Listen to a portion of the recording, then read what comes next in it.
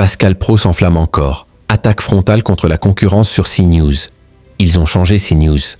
Pascal Praud s'en prend une nouvelle fois à la concurrence dans l'heure des pros. Le changement de canal pour CNews a inspiré Pascal Praud et ses journalistes ce jeudi 5 juin 2025 dans l'heure des pros. Tous ont raillé la différence de ligne éditoriale entre la chaîne du groupe Canal+ et celle de France Info. Surprise pour les téléspectateurs peu aguerris à l'actualité ce vendredi 6 juin 2025. Le plus grand bouleversement du petit écran. Depuis le lancement de la TNT 20 ans plus tôt s'est opéré quelques mois après la disparition de C8 et Énergie 12, T18 a fait ses grands débuts, en attendant ceux de Novo 19, la chaîne du quotidien Ouest France, qui arrive le 1er septembre prochain.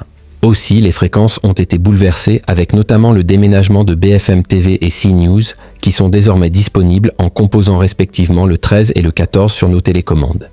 LCI et France Info ont récupéré les canaux des deux principales chaînes d'information en audience. Gauthier Lebret peut faire play avec France Info. Les collaborateurs de chaque chaîne ont ainsi mouillé la chemise pour promouvoir ce chamboule tout.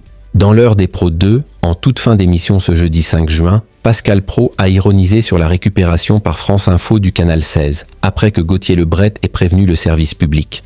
On leur laisse le canal 16, mais par contre, il faut leur dire, ils ne prendront pas les téléspectateurs. À l'orchestrateur des débats a enchaîné. C'est sûr que certains vont être surpris. Ah, ils ont changé CNews. Hier, ils disaient le contraire. Yohann Usaï avait lui aussi manié le second degré. Quand ils vont entendre que la justice a été sévère depuis lundi dernier, ça va leur faire un choc. Une dernière réussie sur la 16 pour Pascal Praud auparavant. L'heure des pros 2 avait couvert le homejacking dont Christophe Beaugrand et son mari ont été victimes.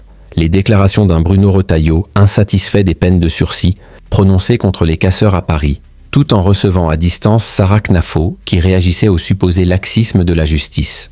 Toujours en force, Pascal Praud a surclassé les autres chaînes d'information en mobilisant 919 000 individus de 20h05 à 21h05, correspondant à une part d'audience à hauteur de 5%. Un pic d'audience à 1,04 million d'érudits a été enregistré à 20h41.